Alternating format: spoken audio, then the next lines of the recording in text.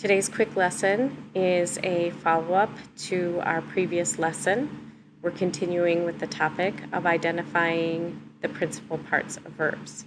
So if you remember, the verb has the following principal parts: the base form,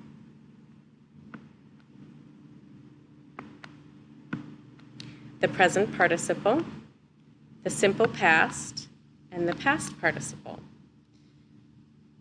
So if we take the verb to ask, the base form is ask. The present participle adds that helping verb and often the ing ending, and so we have are asking.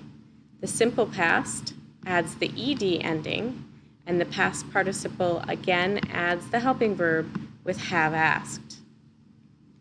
Your assignment for today is to complete the sentence based on the indications in the parentheses. So for example, we all blink in the same neighborhood.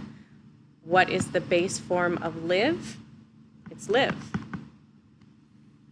The second example, I blink in line for the new Xbox. I need to find the present participle of stand. So I am going to add the helping verb, am, and then I'm going to add the present participle form of stand, which would be standing. And we have, I am standing in line for the new Xbox. For your assignment, you have multiple retakes, so keep working until you are sure you understand the concept. Thank you.